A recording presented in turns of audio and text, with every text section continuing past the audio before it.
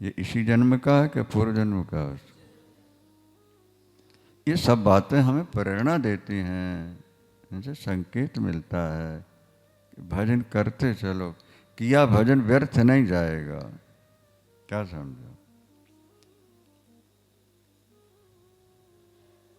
गेहूं, धान 4-5 महीने में फल दे देते हैं,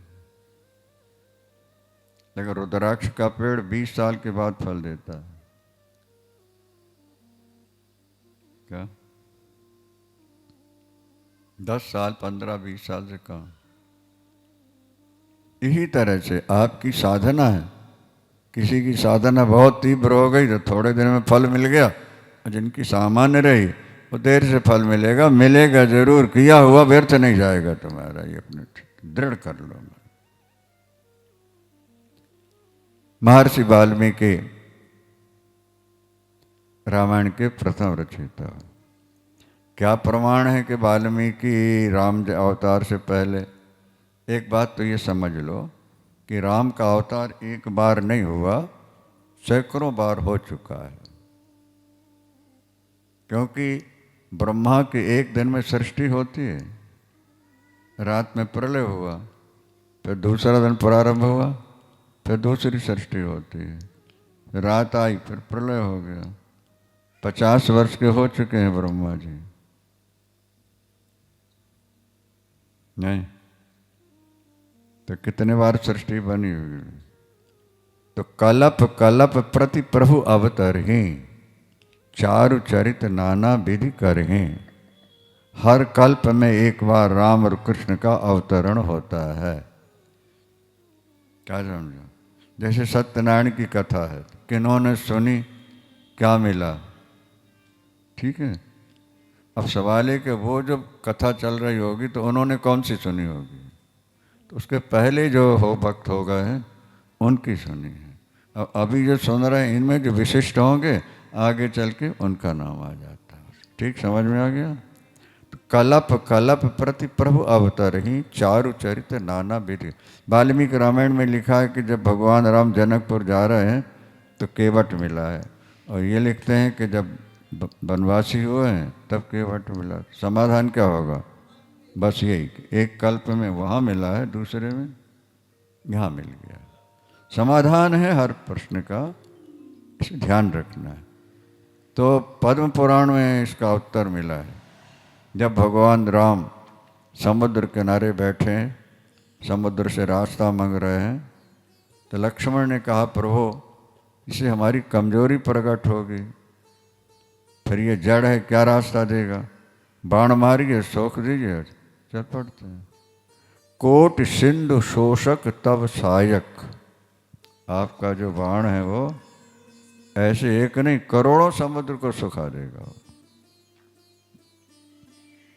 भगवान ने कहा, ये तो ठीक है लखन कि एक बाण मार दूं समुद्र सूख जाएगा, लेकिन महर्षि वाल्मीकि लिख गए हैं। क्या? वाल्मीकि लिख गए हैं कि राम पुल बांधकर लंका गए तो उनका बच्चा नहीं मिथ्या हो जाएगा। बात समझ में आई कि नहीं? वाल्मीकि लिख गए, मैंने पहले लिखे गए हैं ना, बाद में होते हैं ना। तो पहले अवतार हनुमान जी लंका जला के जब लौटे तो थोड़ा मन में थोड़ा सा अभिमान सा हुआ है कि देखो मैंने कितना भयानक कार्य संपन्न किया है, मैं बहुत बलवान हूँ, मेरे जैसा कार्य शायद किसी ने नहीं किया होगा। समुद्र पार करना, रावण जैसे दुर्धर्ष के सामने निर्डक, और लंका जलाना। और प्रभु किसी का अभिमान नहीं रखते हैं। प्यास लगी रास्ते में, एक छोटा सा टापू दिखा, पानी पी लूं। महर्षि लोमश का स्थान था, गए, प्रभु प्यास लग रही है। कहाँ से आ रहे हैं, कैसे आए? मेरा नाम हनुमान है, पवन सुत है, लंका जला के वापस आया हूँ। अच्छा, राम अवतार हो गया फिर से? महर्षि कहते हैं राम अवतार हो गया। एक जगह ये बोलिए थे चूड़ामणि यहाँ रख दो, रख दिया। पी के आए तो वहाँ कई पड़ी हुई थी। बोले इसमें तो कई पड़ी हुई हैं। बोले जब जब हनुमान आते रहे तब तब की ये पड़े हैं। बोलो सियावर रामचंद्र भगवान की जो मन में एक अहम जाग रहा था ना, बोले अहम बड़ा शत्रु है, इससे बचने का प्रयास करना चाहिए। अस्तु तो रामायण अनादि है। रामायण एक ही नहीं है, रामायण शतकोटि अपारा। रामायण शतकोटि अपारा। श्रुति शारदौ न पर्णय पारा। वेद भी सरस्वती भी नहीं बता सकती कितने अवतार हो। क्या रामायण एक नहीं है, दो नहीं, चार नहीं, शतकोटि, सैकड़ों करोड़ रामायण है। सूर्य नारायण ने की रामायण लिखी, चंद्र ने लिखी, अगस्त ने लिखी, पुलस्त ने लिखी, कितने न सब है। राम का चरित्र इतना महान चरित्र है कि जितने महापुरुष हुए हैं सब ने कमरों में चलाए राम। अच्छा, तो इस तरह से राम की अनादिता भी सिद्ध होती है, लीला भी परम पावन है और सारे जगत का कल्याण करने वाली ये लीला है। अभी रूस जो नास्तिक देश है वहाँ से कवि आए थे, एबरान निकोव उनका नाम है, एबरान निकोव। 3 वर्ष यहाँ रहे और तुलसी कृत रामायण का रूसी भाषा में ट्रांसलेशन करके ले गए, जो वहाँ भी पढ़ाया जा रहा था। नास्तिक देश में भी रामायण को पढ़ाया,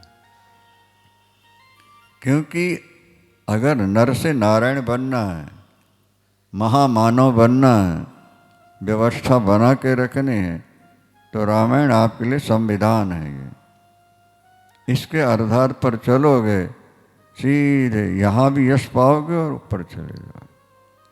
गांधी जी रघुपति राघव राजा राम, पतित पावन सीताराम। पतित पावन सीताराम। लोग कहते थे जिनके राज्य में सूर्यास्त नहीं होता उनसे तुम टक्कर ले रहे हो, तुम्हारे पास अस्त्र बल, शस्त्र बल, पैसे का बल क्या है, किस आधार पर तुम उन पर विजय पाओगे, देश को स्वतंत्र। गांधी जी का एक ही उत्तर था, रघुपति राघव राजा राम, पतित पावन सीताराम। यही मेरे पास अस्त्र बल, शस्त्र बल, संगठन बल है और मुझे विश्वास है कि इस आधार पर मैं देश को स्वतंत्र बना लूं। और बना दी। आपके अंदर ऊर्जा बहुत है, उसका सदुपयोग नहीं हो पा रहा। परिवार में सीमित रहना, विषयों में फंसे रहना, कुसंग में पड़े रहना, ये अपनी ऊर्जा का दुरुपयोग है। इस ऊर्जा का सदुपयोग यह है कि इसको सीधे भगवान से जोड़ो, महान बन जाओगे। आइए